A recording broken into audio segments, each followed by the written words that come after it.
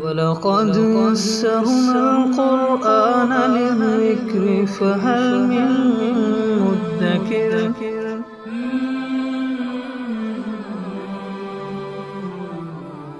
سورہ نوح اعوذ باللہ من الشیطان الرجیم بسم اللہ الرحمن الرحیم انا ارسلنا نوحا الى قومه ان انذر قومك من قبل ان یأتیہم عذاب علیم قال یا قوم انی لکم نذیر مبین۔ اس صورت کے اندر حضرت نوح علیہ السلام کی تبلیغی خدمات کی منظر کشی کی گئی ہے۔ لہذا ارشاد فرمایا کہ انا ارسلنا، یقیناً ہم نے بھیجا نوح علیہ السلام کو الی قومہ، ان کی قوم کی طرف، ان انذر قومک، یہ کہ آپ ڈرائیے اپنی قوم کو، من قبل ان یأتیہم، اس سے پہلے کہ ان پر آئے، عذاب علیم، ایک دردناک عذاب۔ قال یا قوم انی لکم نذیر مبین، انہوں نے کہا اے میری قوم، یقیناً میں تمہیں کھول کر ڈر سنانے والا ہوں، اللہ کی طرف سے میں اس کا پیغمبر ہوں اور اس کا پیغام لے کر آیا ہوں۔ اگر تم اللہ کی بات نہیں مانو گے تو پھر دردناک عذاب تمہیں آ پکڑے گا۔ ان اعبدوا اللہ واتقوہ واطیعوہ، یہ کہ اللہ کی عبادت کرو، واتقوا، اس سے پرہیزگاری اختیار کرو، ڈرو، واطیعون، اور میری تابعداری کرو، یغفر لکم من ذنوبکم، تو وہ تمہارے کچھ گناہوں کو معاف کر دے گا، ویؤخرکم الی اجل مسمی، اور تمہیں ایک مقرر وقت تک مہلت دے گا۔ اچھا یہاں دیکھیں کہ ارشاد فرمایا کہ تمہارے کچھ گناہوں کو معاف کر دے گا۔ من، یہ من کا ترجمہ ہے، من تبعیض کے لیے، سب گناہوں کے بارے میں نہیں ارشاد فرمایا، اس لیے کہ دیکھیں دو طرح کے حقوق انسان پر واجب ہوتے ہیں، ایک ہے حقوق اللہ، دوسرے ہیں حقوق العباد۔ تو ایمان لانے سے یا استغفار کرنے سے حقوق اللہ کی معافی تو ہو سکتی ہے، لیکن حقوق العباد میں سے بعض ایسے ہوتے ہیں کہ جو ادائیگی پر موقوف ہوتے ہیں۔ مثلا کسی سے قرض لیا ہوا ہے تو جب تک اس کا قرض ادا نہیں کرے گا تو صرف استغفار سے تو گناہ معاف نہیں نہ ہوگا، یہ استغفار کر لے اور قرضہ معاف ہو جائے، ایسا نہیں ہوگا۔ اسی طرح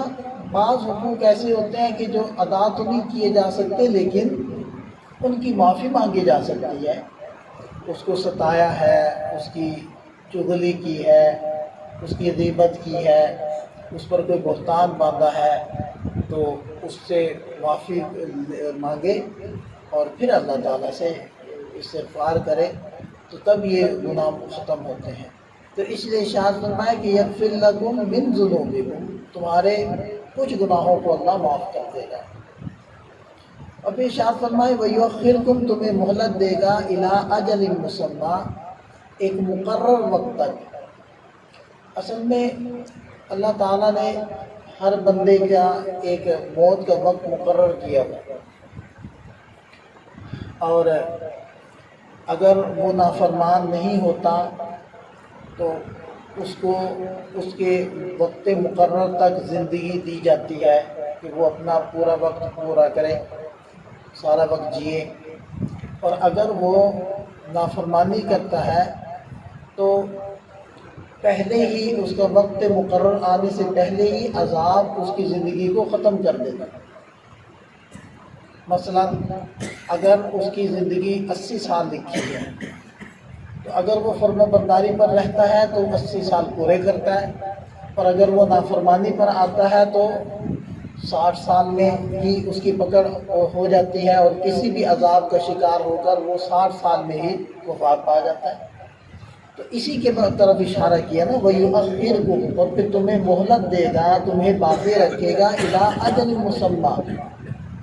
ایک مقرر وقت تک، یعنی کہ جو تمہاری مدت ہے جتنا تم نے یہاں رہنا تھا وہ تو پورا وقت تمہیں جینے کے لیے دیا جائے گا. اور اسی کو اصل میں تقدیر مبرم اور تقدیر معلق کے ساتھ تعبیر کیا گیا، جو ثابت ہوتی ہے قرآن کریم کی اس آیت سے، یمحو اللہ ما یشاء ویثبت وعندہ ام الکتاب، کہ اللہ تعالیٰ جس تقدیر کو چاہتے ہیں مٹا دیتے ہیں، جس کو چاہتے ہیں پھر اس کو باقی رکھتے ہیں، اور اس کے پاس اصل کتاب ہے ام الکتاب. تو جو ام الکتاب ہے اس کے اندر جو تقدیریں لکھی ہیں وہ ہے مبرم، اٹل، جس میں تبدیلی نہیں ہو سکتی. اور دوسری تقدیر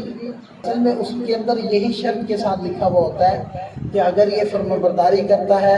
تو اتنا وقت، مثلا 80 سال کی اپنی مثال بنائی تھی کہ 80 سال تک جیے گا، اور اگر نافرمان ہوتا ہے تو وہ 60 سال کی عمر میں ہی اس کو ہم عذاب سے ہلاک کر دیں گے.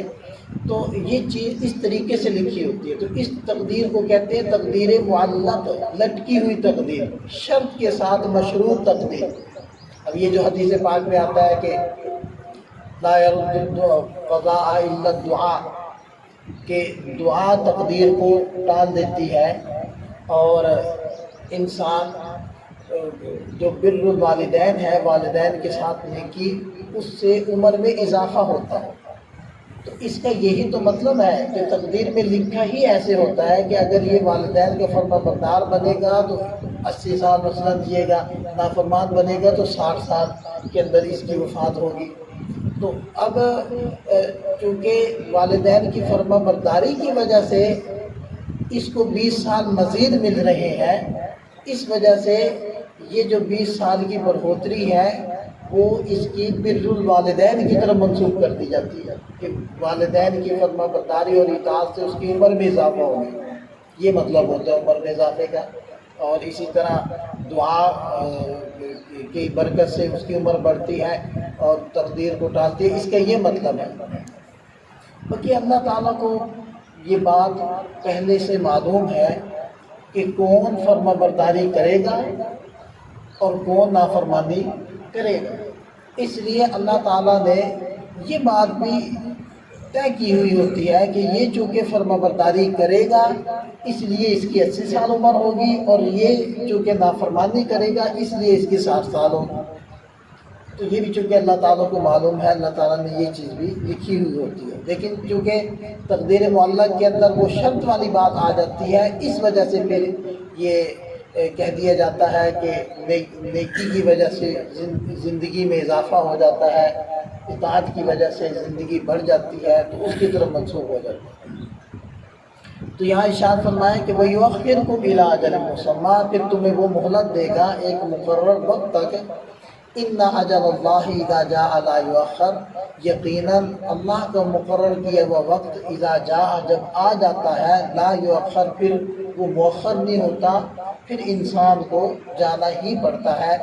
اس آیت میں، آیت کے اس حصے میں اشارہ کر دیا کہ تمہاری عمر بڑھ بھی جائے، تم مزید بھی دنیا میں جی لو، تو یہ ذہن میں رکھنا ہے کہ بہرحال پھر اس سے جانا ضرور ہے، یہاں ہمیشہ باقی کسی نے نہیں رہنا. لو كانت الدنيا تدوم لأهلها لكان رسول الله فينا مخلد، اگر دنیا کسی کے لیے باقی رہتی تو اللہ کے حبیب صلی اللہ علیہ وسلم ایسے تھے کہ وہ دنیا میں ہمیشہ رہتے. لیکن جب انہیں موت کا جام لبوں کو لگانا پڑا تو پھر ہم نے بھی اس جام کو تو پینا ہے. اور ارشاد فرمایا لو کنتم تعلمون، کاش تم اس چیز کو جانتے ہیں. قال ربی انی دعوت، حضرت نوح علیہ السلام کو 40 سال کی عمر میں نبوت ملی، اور قرآن کریم میں ان کی جو دعوت کا دورانیہ لکھا ہوا ہے وہ 950 سال. اس کا مطلب ہے کہ 1000 سال کے قریب قریب ان کی عمر ہوئی، اور یہ معجزے کے طور پر ان کی زندگی لمبی ہوئی ہے، ورنہ ان کی قوم کی عمریں اتنی زیادہ نہیں تھیں. تو ہوتا یہ کہ یہ دعوت دیتے، قوم کو سمجھاتے، اور لوگ ان کو ستاتے، مارتے، پیٹتے، اور جب یہ بے ہوش ہو جاتے تو کمبل میں لپیٹ کر ان کے گھر ڈال آتے ہیں، یہ سمجھ کر کہ شاید یہ وفات پائیں گے، اور ایسا بھی ہوتا ہے کہ ان کو اگلے دن ہوش آتے، اور بعض دفعہ ان کا گلا دباتے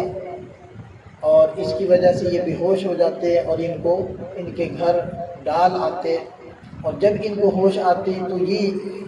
الفاظ ان کی زبان پر ہوتے، اللہم اغفر لقومی فإنہم لا یعلمون، اے اللہ میری قوم کی مغفرت فرما اس لیے کہ یہ جانتے نہیں کہ میں کتنا بڑا ان کا خیر خواہ ہوں، یہ ان کی زبان پر دعا ہوتی ہے۔ تو اگلے دن پھر یہ اسی مشن کے لیے نکل کھڑے ہوتے، تو بہت ساری نسلیں وہ ختم ہو گئیں، لیکن انہوں نے دعوت حق سے پیچھے نہیں ہٹے اور دعوت حق دینا نہیں چھوڑی، لیکن جب پھر بھی قوم میں سے چند افراد کے سوا کوئی ایمان نہ لایا تو پھر انہوں نے اللہ تعالیٰ کے سامنے اپنا شکوہ بیان کیا۔ اب دیکھیں کہ ہم تو بعض دفعہ ایک دفعہ کہیں اپنے بیٹے کو، 2 دفعہ کہیں، 3 دفعہ کہیں، وہ نہ مانے تو پھر چھوڑ دیتے ہیں کہ میں نے تو بہت سمجھایا، یہ سنتا ہی نہیں ہے، یہ مانتے ہی نہیں ہے، اور یہ تو اپنی اولاد کی بات ہے، باہر کسی کو کہنا ہو تو بس ایک دفعہ ہی کہتے ہیں، اگر وہ مان لے تو ٹھیک ہے، ورنہ پھر ہم یہ سمجھ کر چھوڑ دیتے ہیں کہ یہ ماننے والا تھا۔ یہ انبیاء کرام کا حوصلہ تھا کہ وہ کئی 100 سال حضرت نوح علیہ السلام نے تو دعوت دی ہے، ورنہ نبی پاک صلی اللہ علیہ وسلم نے اسی طرح دیگر انبیاء کرام نے ایک بندے کو کئی 100 مرتبہ دعوت دی ہے اور تھکے نہیں۔ تو بہرحال شکوہ کیا بیان کیا؟ قال ربی، انہوں نے فرمایا اے میرے رب، انی دعوت قومی، یقیناً میں نے اپنی قوم کو دعوت دی، لیلا و نہارا، رات کو بھی دن کو بھی، فلم یزدہم دعائی، میرے اس پکارنے نے، میری اس دعوت نے، الا فرارا، ان کے بلکنے، ان کے بھاگنے، ان کے تنفر کو ہی زیادہ کیا۔ وَإِنِّي كُلَّمَا دَعَوْتُهُمْ، اور جب بھی میں ان کو دعوت دیتا، لِتَغْفِرَ لَهُمْ، تاکہ آپ ان کی مغفرت فرما دیں، تو جعلوا اصابعهم فی آذانہم، وہ اپنی انگلیاں کانوں میں ٹھونس لیتے، واستغشوا ثیابہم، اپنے اوپر اپنے کپڑے کو لپیٹتے، وَأَصَرُّوا، اور اڑ جاتے، وَاسْتَكْبَرُوا اسْتِكْبَارًا، اور تکبر پر تکبر کرتے۔ ثم انی دعوتہم جہارا، پھر میں نے ان کو بلند آواز سے پکارا، ثم انی اعلنت لہم، پھر میں نے ان کو اعلانیہ بھی دعوت دی، واسررت لہم اسرارا، چپکے بھی دعوت دی، یعنی مجمع میں بھی ان کو اجتماعی بیانات کیے، وعظ و نصیحت کی، ایک فرد کے پاس بھی میں گیا، اس کو بھی سمجھایا۔ فَقُلْتُ اسْتَغْفِرُوا رَبَّكُمْ، میں نے ان کو کہا کہ اپنے رب سے اپنے گناہوں کی معافی مانگو، إِنَّهُ كَانَ غَفَّارًا، یقیناً وہ تو خوب معاف کرنے والا ہے، يُرْسِلِ السَّمَاءَ عَلَيْكُمْ مِدْرَارًا، وہ آسمان کو تم پر برستا چھوڑ دے گا۔ قحط سالی کی وجہ سے وہاں پانی کی قلت تھی، تو حضرت نوح علیہ السلام نے یہ بھی ان کو سنائی فضیلت ایمان کی۔ تو اس سے ہمیں یہ پتہ چلتا ہے کہ گناہوں کی معافی سے اللہ تعالیٰ کی نعمتوں میں اضافہ ہوتا ہے۔ اور پھر ارشاد فرمایا وَيُمْدِدْكُمْ بِأَمْوَالٍ وَبَنِينَ، میں نے ان کو یہ بھی کہا کہ پھر اللہ تعالیٰ تمہارے اموال اور اولاد میں ترقی دے گا، وَيَجْعَلْ لَكُمْ جَنَّاتٍ، اور تمہارے لیے باغات مقرر کر دے گا، وَيَجْعَلْ لَكُمْ أَنْهَارًا، اور تمہارے لیے نہریں مقرر کر دے گا۔ اچھا، اگر کسی کو یہ پریشانی ہو کہ اس کے رزق میں تنگی ہے یا اس کو پریشانی لاحق ہے، اس کا کام نہیں چل رہا، جیسے لوگ کہتے ہیں نا جی کاروبار باندھ دیا کسی نے، تو وہ بندہ شدہ نہیں ہے، گناہوں کی نحوست ہوتی ہے، اس کو چاہیے کہ وہ استغفار کی کثرت کرے، تو انشاءاللہ وہ ٹھیک ہو جائے گا، رزق بڑھ جائے گا، برکتیں آنا شروع ہو جائے گی۔ اللہ تعالیٰ ہمیں سمجھ عطا فرمائے۔